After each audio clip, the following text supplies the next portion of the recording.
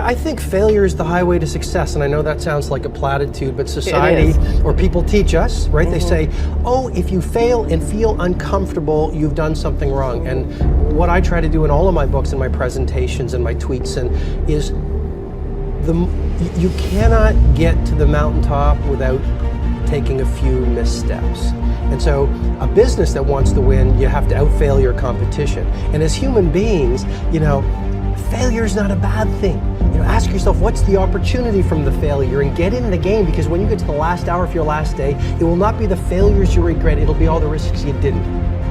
Every single one of us who both dreams and creates things faces voices of dissent, both from people that we know, from people that we don't know, and very often the most deadly comes from within. And if we don't take a thoughtful, conscious approach to taking on our unrealistic dreams, they just ain't gonna happen. But if you are up for the challenge, and I think you are, here are 5 steps that can help. Step number 1 is frame your dream. And here's what this means. We can't become what we can't envision. So when I say frame your dream, what I mean is I want you to take a picture of it in your mind's eye in vivid, specific detail. And then what I want you to do is translate that picture into words, meaning write down that big unrealistic dream. And I know that you may have heard about the power of writing things down before, but the truth is, most people just don't do it, which is so crazy because the research is conclusive on this.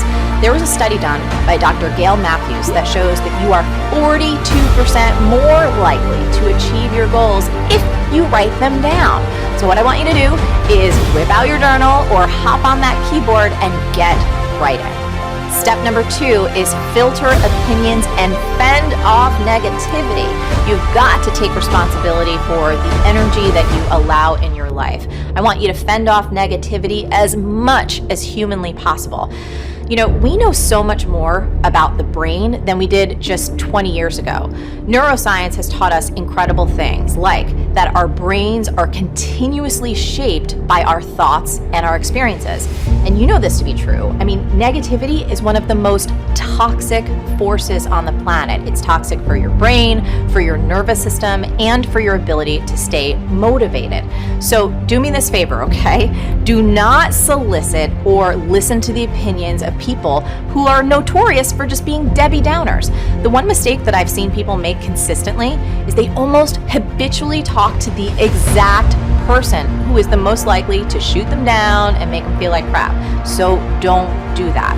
And here's another key. I want you to always, always, always consider the source. Meaning, don't put a lot of stock into other people's opinions unless they're actually out there consistently taking risks and being brave and actually making things happen. If you think about it, let's say, you wanted to climb Mount Everest. Would you ever take advice from someone who's never even attempted the summit? No, of course not. That would be crazy. So don't take advice from anyone unless you really think it through. And I want you to ask, has this person achieved an unrealistic or impossible dream? Are they taking meaningful risks on a consistent basis? Do you admire who they are, how they live, and what they contribute? If not, do not use them as a sounding board for your idea. I've long since learned 4 things.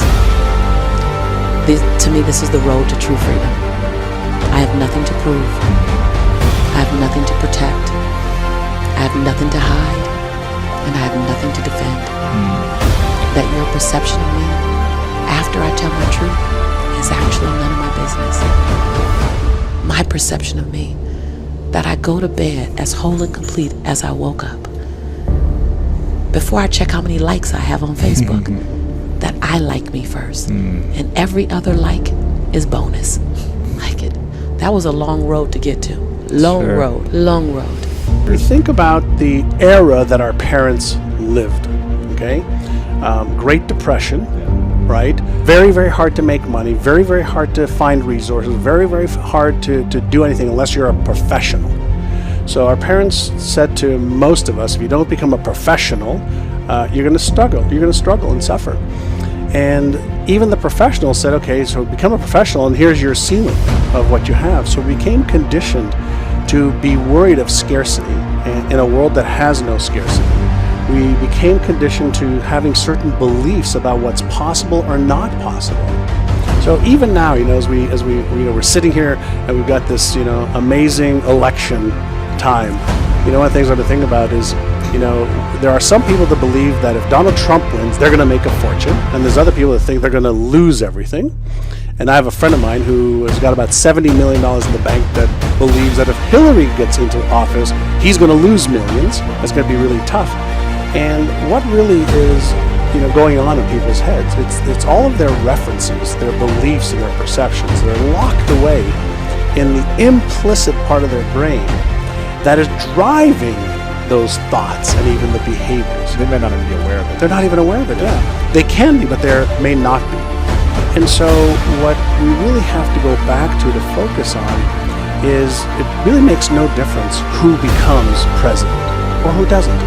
If you have the belief that regardless of what happens in your external world, you can navigate towards the success that you want. That's a belief. And beliefs are the lens by which we actually see the world and by which we behave. And so if you want to change your results, don't focus on changing your behaviors, change your focus on the beliefs that drive your behaviors. You don't achieve worthwhile goals quickly or easily. They take time. They take struggle. They take relentless pursuit day in and day out. That's what it takes. But also, things don't usually fall apart quickly either.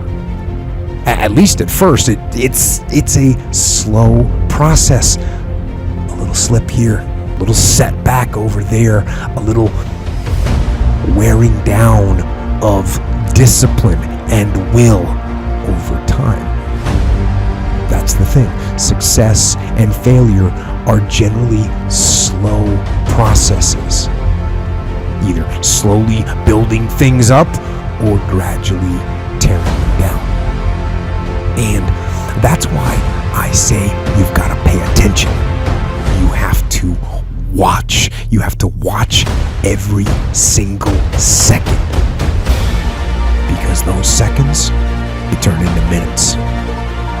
And minutes turn into hours, and hours turn into days, and days turn into years.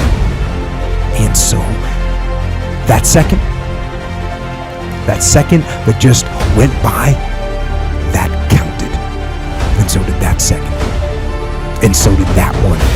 And in those precious seconds, you were either building or you were decaying. You were either gaining ground or you were losing ground in that second. And in every second. Every